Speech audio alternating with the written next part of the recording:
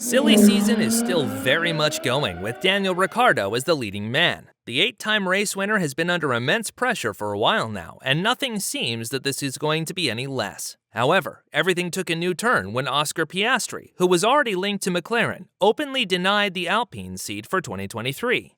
By now, you must have heard all about how Ricciardo is currently negotiating his buyout, while Alpine tries to sign on Piastri as their 2023 driver, so we won't repeat what has happened. However, for the last couple weeks, it seemed that all negotiations were at a standstill, as McLaren, Ricciardo, Alpine, and Piastri are all waiting to make the first move. But just when everything seems to drag on for many months, ESPN revealed that Haas F1 is interested in Ricciardo's services. According to ESPN, Gunther Steiner contacted Ricciardo before the Hungarian Grand Prix to see whether he would be open for a move. A potential move would mean that it would be Daniel's first time since 2013 that he isn't driving for a top 5 constructors team. This would be a big step back, just when Daniel said the following: "We all believe we can win. In my heart, I want to win tomorrow, but that isn't always a realistic case. At this moment, even 2024 or 2025 still sounds far away, but time goes fast.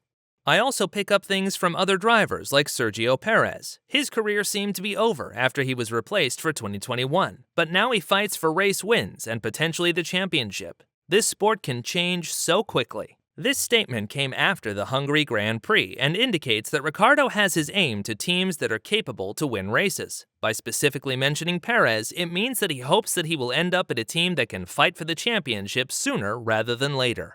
Gunther Steiner showing interest in Ricciardo also means that he is open to replace Mick Schumacher, son of the legendary driver Michael Schumacher. Steiner already said that he is in no rush to extend Mick's contract and that they will likely start the talks after the summer break. However, as we have seen with Alpine and Alonso, things can change quickly, and Schumacher is far from sure to drive F1 next year as well. So what's Ricciardo's offer about? Should Ricciardo take the offer and drive for Haas? Is Haas even capable of building a race-winning car? What other real options does Daniel have? And what did Steiner say about Mick Schumacher's contract? Let's find out. Ever since Haas entered the sport in 2016, it has never been able to win a race and neither score a podium finish. Most fans will probably remember Haas from the horrible crash of Grosjean in Bahrain in 2020. The American team had big ambitions when they entered the sport, but the lack of funding compared to the big teams always restricted Haas in their car development. The last year before the budget cap, which was 2020, Haas only had $120 million to spend, whereas teams like Ferrari, Mercedes, and Red Bull all spent more than $400 million. This difference in funding and resources led to many zero-point finishes and much frustration. Besides, Haas isn't known for their development speed, with the absolute low point in 2021, when their car didn't receive a single update at all. However, Gunther Steiner has said repeatedly in 2021 that they would use their resources to develop the 2022 car, which would also see the biggest change in regulations in over 40 years. The budget cap also greatly reduced the difference in spending between the top teams and Haas, which offered them an opportunity to move forward in the field. So, how did they do this year?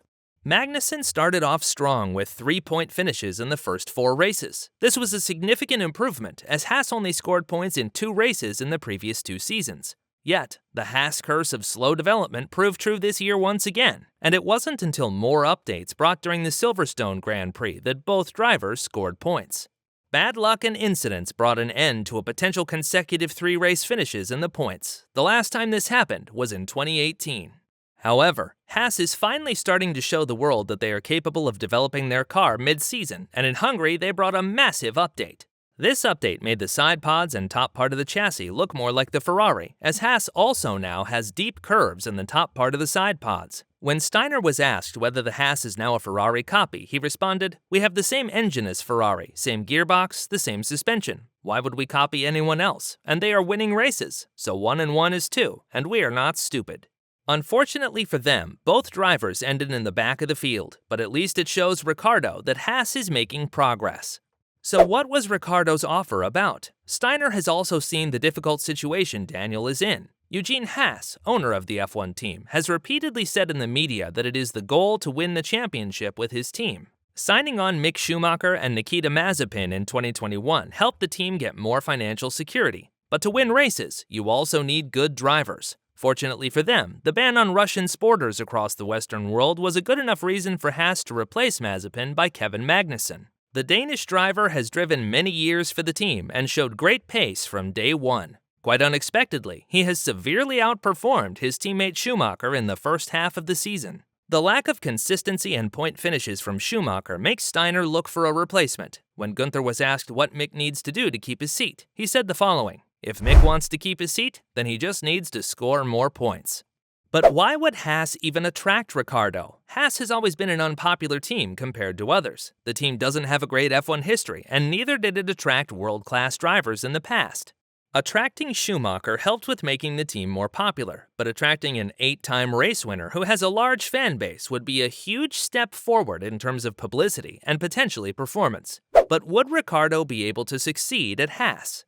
As we know by now, Daniel has a very particular driving style where he needs a sharp front rotation and stability in the corners so he can brake early and also get on the throttle early. The Haas car's weak point is their lack of front grip and rotation, and therefore the Honey Badger is likely ending up with a car not suited to his driving style again. When Daniel drives a car not suited to his driving style, we can conclude by now that he has much difficulty getting the maximum performance out of it. But what other options does Ricciardo have besides Haas? Many rumors, as you probably have heard by now, link the Aussie to Alpine. However, Alpine is set on Oscar Piastri, and Safnauer, team boss of Alpine, has already said that there is a 90% chance they end up in court. Daniel is still full of ambition and still finds himself capable of winning races and championships. It is therefore very unlikely that he puts Haas at the top of his list for next year. Alpine can be a great option if the French team is able to let Piastri go and do a driver's swap with McLaren. If Alpine doesn't let Piastri go and they will go to court, then we shouldn't be surprised if Ricciardo stays at McLaren. Why? In an interview with Formula1.com, he responded to the question whether he still enjoys F1. Obviously, when it's tight, it is fun, of course. It'd be more fun fighting for the wins, the podiums, but the battles we are having are good. Ricciardo has a tight contract at McLaren, so the only way for McLaren to get rid of him is by offering a deal Ricciardo can't refuse. If they can't help him secure a spot at a good team, why should he leave to go to a team knowing that he will be frustrated by the lack of performance anyways? The biggest issue the Australian driver has with the car is the lack of front rotation. Lando Norris has actually a similar driving style to the Australian, so he can use that in his reasoning to stay for another year. If the team builds a car more to Norris' liking, it automatically means it is more to Daniel's liking as well. Ricciardo has been performing better the last couple races, with the exception of Hungary, which was due to a bad strategy from his team. Much will be determined by how Ricciardo performs after the summer break. His results can be crucial for Alpine to decide to work with the Honey Badger once more, but it can also mean that McLaren might be okay with Ricciardo staying one more year if it becomes too difficult to sign on Piastri. One thing is for sure, as the situation between Piastri and Alpine becomes more complicated, the bigger the chances for Ricciardo are to stay at McLaren.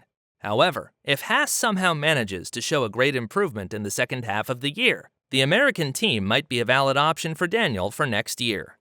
What do you think? Do you think Ricciardo should stay at McLaren, take the offer at Haas, or try and secure a seat at Alpine? Let me know in the comment section below.